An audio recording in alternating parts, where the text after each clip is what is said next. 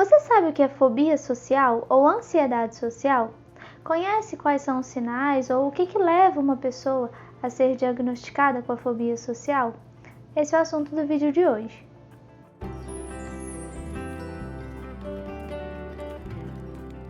Meu nome é Renata Giovannini, eu sou psicóloga, sou terapeuta cognitivo-comportamental na Casuly e hoje eu vim mostrar para vocês que todas as fobias são uma forma de ansiedade, uma manifestação da ansiedade.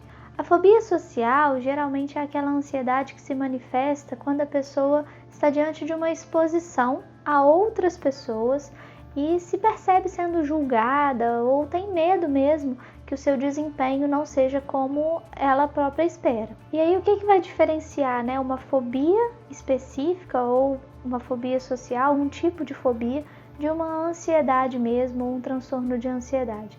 É porque geralmente esses comportamentos que a pessoa apresenta, eles não vão se manifestar de forma generalizada, eles vão se manifestar apenas quando aquela pessoa está diante de outras pessoas ou no meio de uma roda de amigos, ou sendo julgada por alguém, ou sendo avaliada por alguém.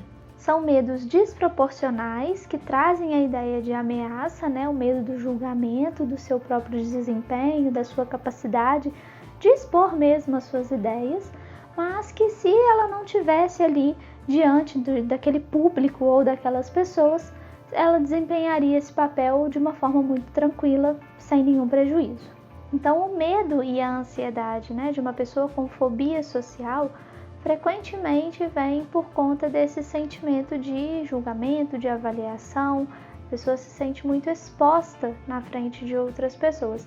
E aí o comportamento que é muito comum é o comportamento de esquiva, que é a pessoa evitar aquelas situações. Então, muitas vezes a pessoa tem um pouco de receio que as outras pessoas estejam percebendo o que ela está sentindo, como por exemplo uma sudorese excessiva, Às vezes os pensamentos estão muito embaralhados, com muito medo daquele julgamento, e aí ela acha que as pessoas estão percebendo ela gaguejar, ou faltar o ar na hora de falar, ou falar palavras erradas, Então vai muito do pensamento que ela tem diante daquela situação, ou seja, pensamento que é o que ela acha, na verdade, que as pessoas estão vendo dela, e não necessariamente o que as pessoas estão realmente percebendo. É muito comum que a pessoa numa exposição dessas, se sinta avermelhado, ou tenha náuseas, tenha um pouco de enjoo, mas é tudo interno, é tudo ela que está sentindo, não necessariamente as outras pessoas estão vendo,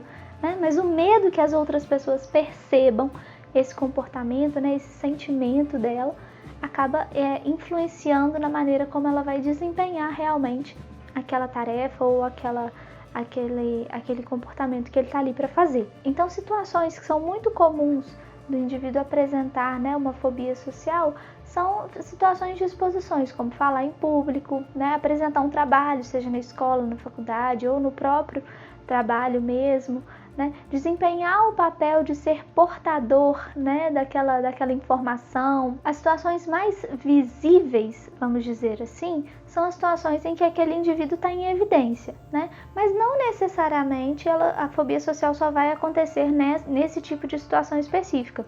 Pode ser simplesmente o fato de comer em público, fazer uma refeição ali com outras pessoas, conhecer pessoas novas. Geralmente essas pessoas que apresentam a ansiedade social ou a fobia social, que é a mesma coisa, são pessoas que têm amigos específicos, um grupo de amigos onde ela se sente mais à vontade. E aí qualquer outro amigo que chega já torna ali aquela situação um pouco mais constrangedora para ela.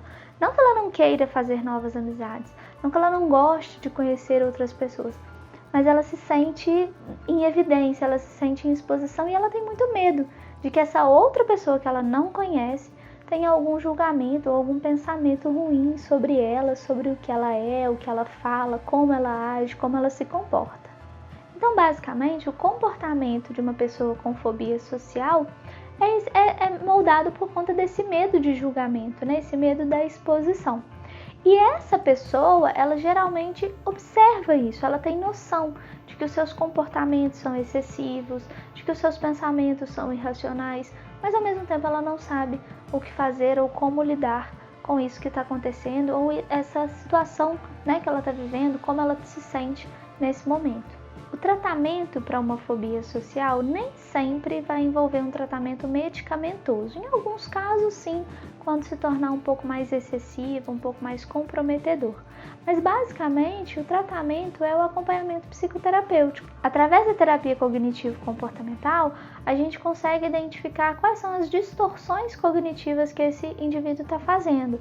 Ou seja, quais são os erros de interpretação, né? Quais são as antecipações negativas que ele está fazendo, quais são as leituras de pensamento que ele está fazendo, qual é o auto-julgamento que ele está fazendo, as comparações injustas.